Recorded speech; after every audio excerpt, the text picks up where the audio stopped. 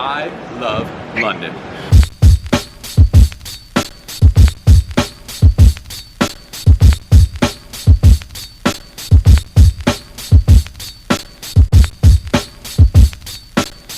Look at that bridge. Love that bridge.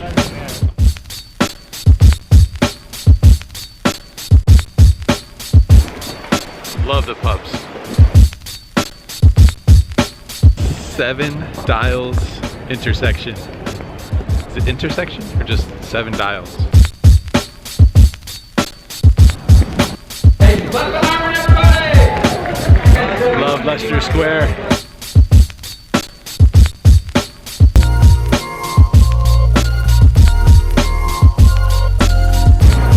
Love this Chinatown.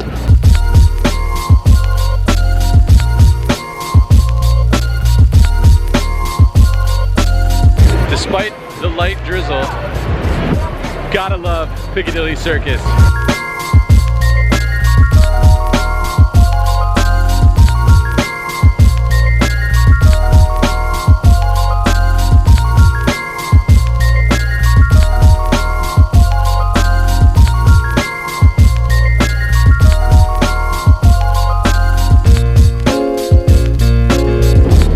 Did I mention the pubs?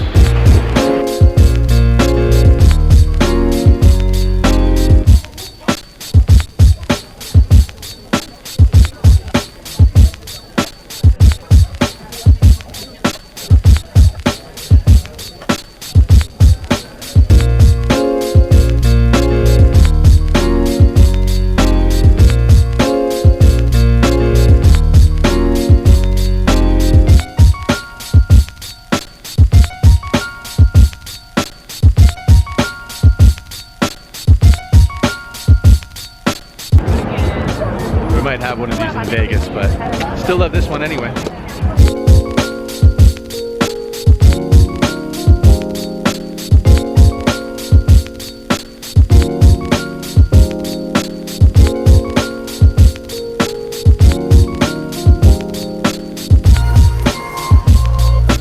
Big Ben, you might be under construction at the moment. Still love you, Big Ben.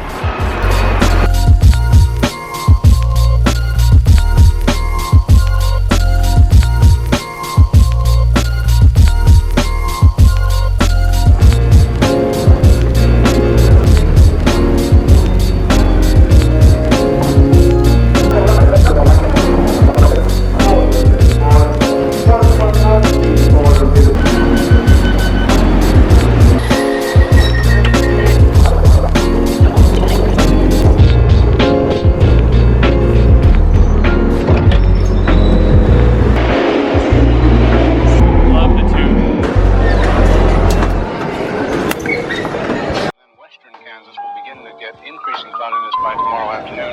Today, however, very, very pleasant reading. 73 up in the Goodland area, 72 at Garden City, 70 reported by Dodge City and Liberal, 72 over by the good folks of Laurel.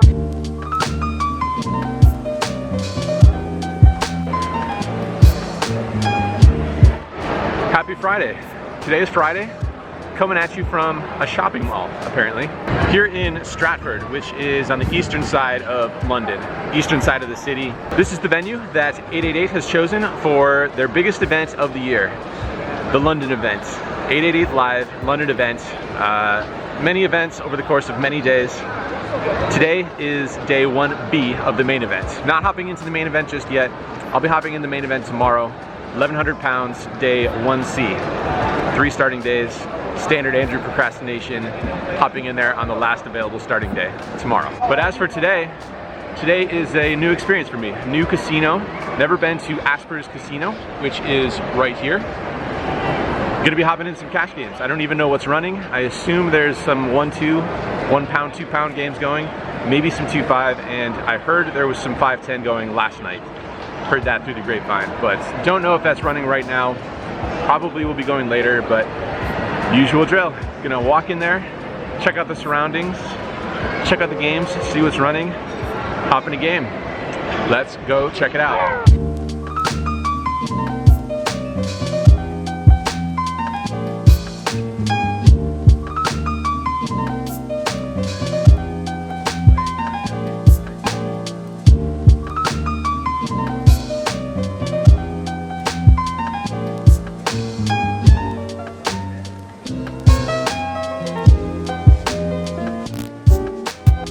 and in the Ponca City Blackwell area, 68 degrees today. All right, two interesting things here so far. First of all, they don't allow hats in this casino, so I had to remove the favorable hat. Second thing is, I need to go get a loyalty card before you can sign up to play cash games, or probably the tournament as well.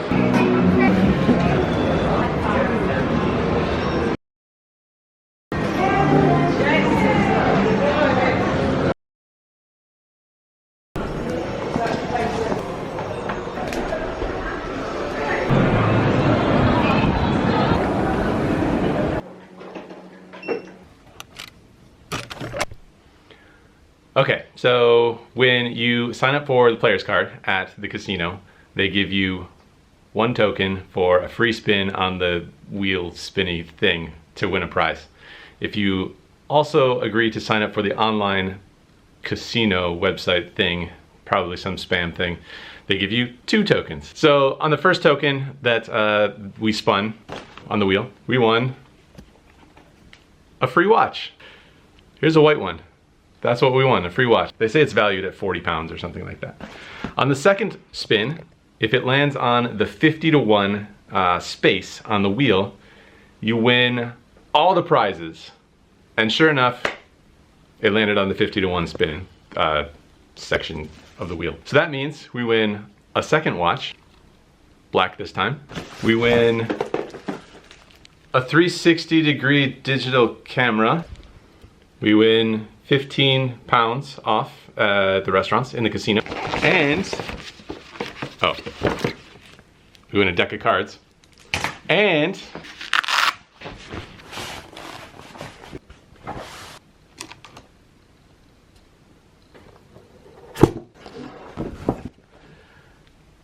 an Ace of Spades bottle of champagne, which I guess is supposed to be pretty nice from what I remember. I mean, I'm not too into the champagne game, so I don't really know for. But anyway, yeah, had to run this up to the room. Off to a good start here on the trip. 2 watches, a camera, and a bottle of champagne. All right, going back down to the casino now.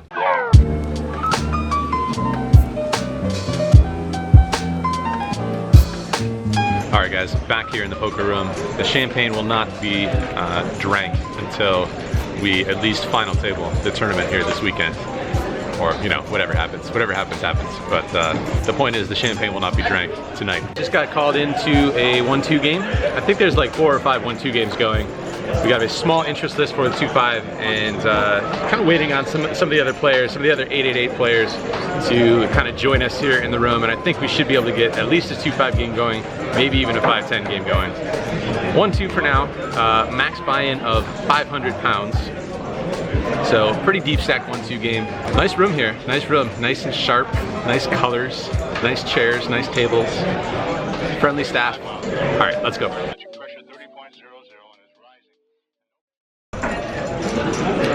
All right, guys, we got a 2-5 just about to start here. Played the 1-2 for a couple of hours or so. Nothing too major to report, really. Had pocket 5s and whiffed with that hand. Had ace-5 of hearts, whiffed with that hand. I guess the most interesting hand came when I had ace-jack. There was an early position raise, $10 to go. I call in the hijack and the button calls as well. So 3 ways to a flop. Flop comes queen, jack 6 with 2 hearts. We check it to the button, and the button bets 21 pounds. We both make the call. Turn is an offsuit king, and the action checks all the way through. River is another offsuit king, action checks all the way through again. The initial raiser shows pocket 8s. I show my hand. The button shows jack 8 of clubs. So we win that hand. We pick up pocket 3s. We whiff that hand. We pick up pocket deuces. We whiff that hand. And that's really all the action there was to report from the 1-2 sizzler of a game. Gonna hop in the 2-5 now. The max buy-in is 2.5K, 2,500 pounds. So I'll probably be in for maybe 1,500 to start. Not sure if I need to go that deep. I recognize a couple of the players from some 2-5 games, 5-10 games in Las Vegas. So you're never too far from some familiar faces in the poker world. All right, gonna hop in 2-5 now. Let's see what happens. Kill him. Back in the action here. Straddle is on in this hand. I look down at pocket nines from under the gun. I make it $30 to go. Folds to the button, puts in a 3-bet, and she makes it $85 to go. Folds back to me. Pretty standard call here. Happy to make a call, getting a pretty good price. Heads up to a pretty favorable flop for the pocket nines. 9-7-3 rainbow. I check it over to the 3-better, and she puts out a bet, $75. The board is so dry, and having top set here, I don't think I need to overrep my hand too much, so I go ahead and flat call. Turn is an offsuit 4. I check it over to again, and this time she continues betting, which is good news. She bets $160 this time. So I think it's a pretty close call in this situation. I think with her only having somewhere around $350 behind, sorry, 350 pounds, 350 pounds behind, it seems like she's bet a good enough percentage of her stack to where it makes it a little bit less likely that she's going to fold to a jam in this spot. The problem is that I don't really have any bluffs or semi-bluffs in this spot.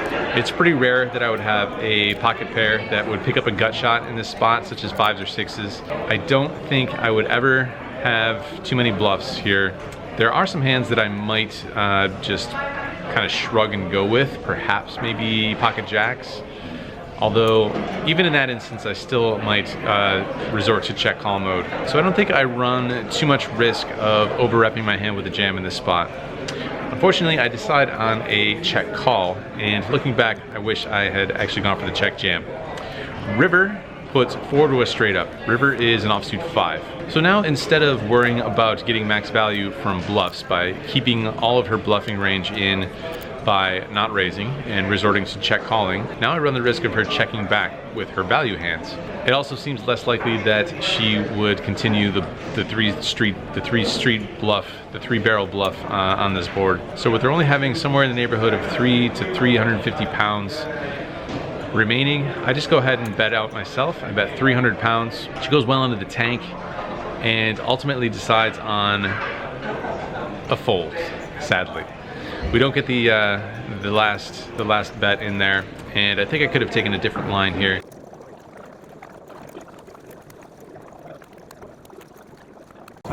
Floor, please. So in this hand, the straddle is on once again. Action folds all the way around to the small blinds. Puts in a raise, makes it 35 pounds to go. I look down at ace king in the big blind. Definite 3-bet candidate here, so I make it 100 pounds to go. Straddler folds, and it's back to the small blind, who decides to just rip it in there. Jams all in for somewhere in the neighborhood of 350 pounds, I think. Not too much choice here. Premium hand in a straddled pot. Effective stack sizes are halved, and it's ace king. So obviously never folding. He asks if we want to run it twice. I oblige, as per usual. He shows us an ace after I show my ace king, and the first board runs out unimproved for us. Second board, we flop a king, and he just goes ahead and mucks his hand. So, scoop in this pot. Another good size pot here. Things going pretty smoothly so far in the 2-5, 2-pound, 5-pound, no limit hold'em game here in London.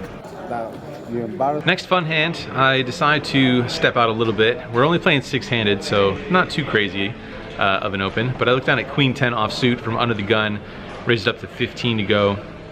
Under the gun +1 calls, and the player on his left, under the gun +2, puts in a 3-bet, makes it 45. We're somewhere around 700 pounds effective stack size.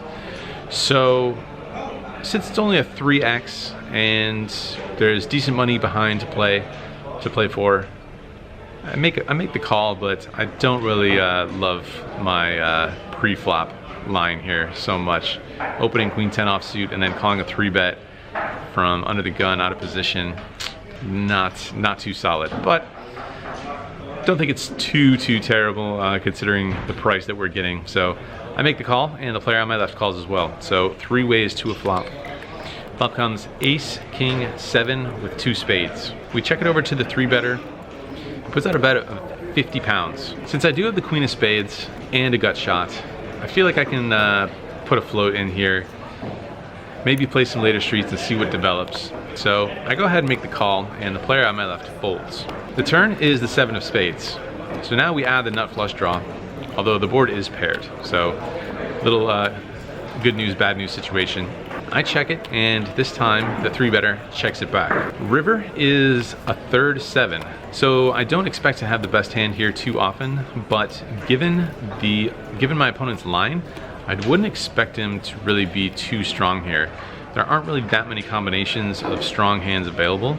Ace King, pocket aces, pocket kings, there's just not that many combinations of those hands. I think a lot of the time he's actually going to have a hand such as pocket jacks, or maybe pocket 9s, something of that nature, where he probably should not have made a c-bet on the flop and then just checked it back on the turn, not really sure what to do at that point. That's my sort of read of the situation. So I think if I make a bet, I stand a chance to fold out those types of hands.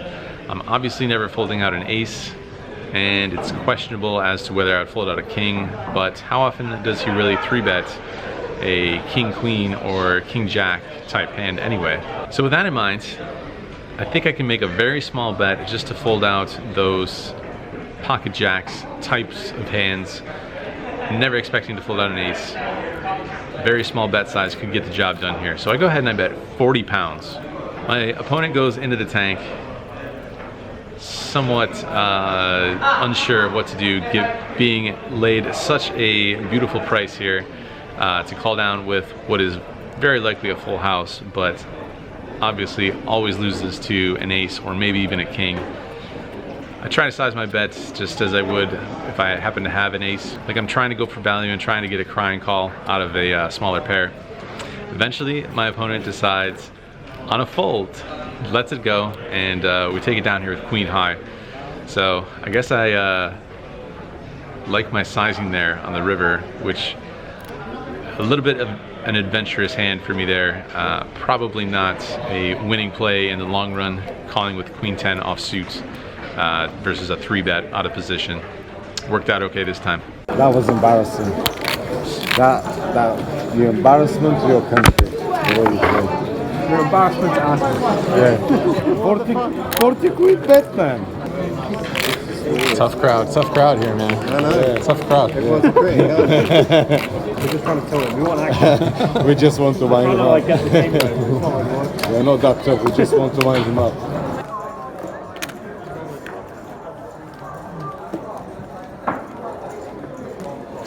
Next interesting hand here, still playing fairly short-handed, and I open up ace jack offsuit from the cutoff to make it 15 to go. Only the big blind calls. Flop comes jack 5-5, pretty good flop for us. He checks, I bet 20, and he makes the call. Turn is the 4 hearts, brings in a backdoor flush draw. He checks it over to me, and I decide on a check back, simply because I think he could have plenty of 5s in his big blind calling range. Not too sure how many 5s I'm gonna have in my raising range. Sure, I'll have some, but just decided pot control. Not sure whether I can get 3 streets versus a weaker jack anyway.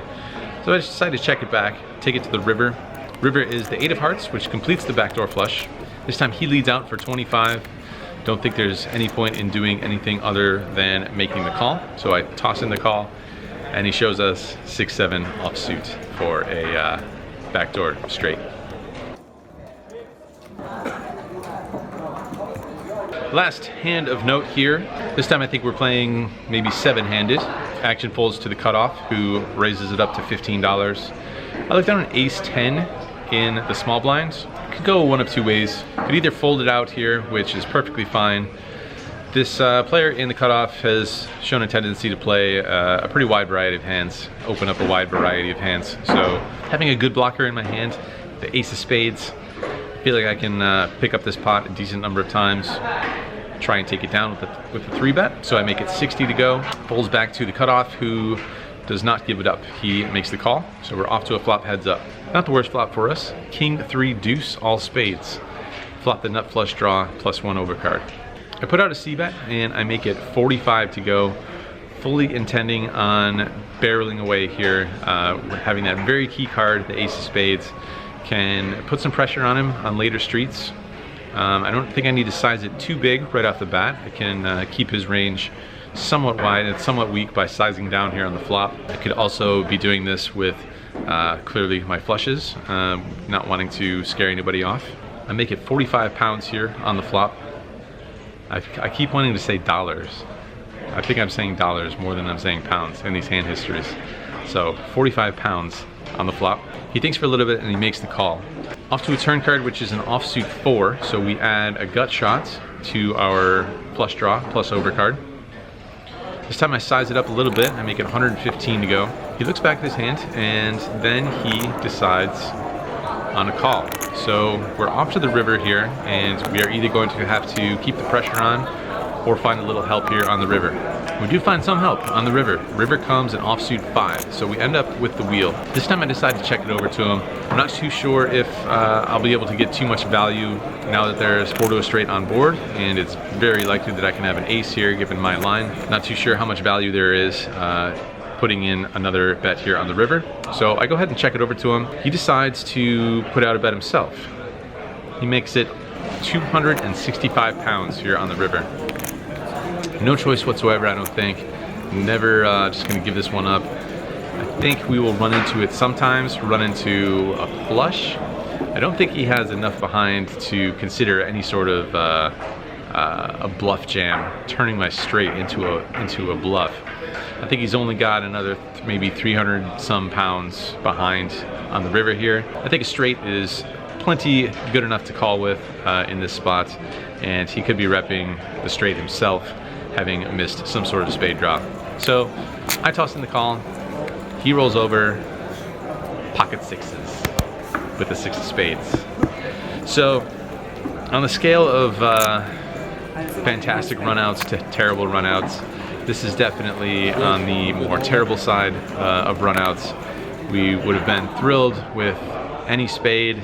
An ace would have done the job. We also might have been able to fold him out on a brick river that we don't go into check call mode, where he ends up with the good end of the straight. So it's a pretty unfortunate run out. Could have been many better run outs in this situation. Don't completely hate my line, but again, could have folded pre-flop as well. But given the situation, I think I'm okay with it.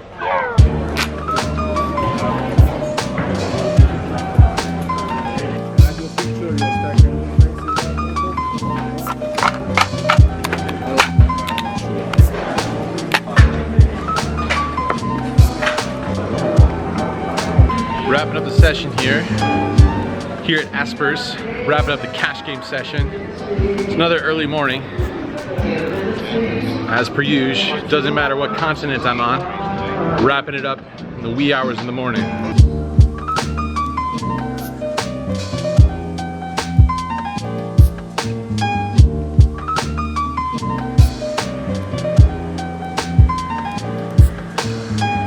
So there's good news and there's great news. The good news is we booked a win.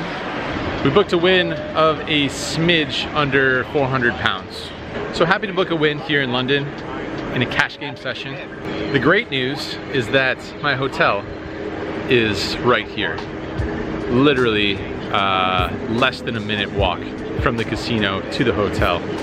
Doesn't get much better than that. So the sun will probably be up before very long, and I'm gonna try and get some sleep here because in about 9 hours or so from now, we're gonna be hopping into the tournament, the main event here in London. 1,100 pounds, and the tournament has a shot clock. I don't know if I mentioned this before, I think I might have, but I'm pretty excited to go check this out. Tournament with a 30-second shot clock. So that's on tomorrow's agenda. Busi and I ran around London for a good day and a half there, building that montage of fabulous London sights and London pubs and London pints of beer. Now it's just the grind for today and tomorrow, and hopefully beyond that. We'll see how we do in the tournament. On the grind here in London, loving it, really loving being in London, and awesome to play some cards, and of course, always good to book a win.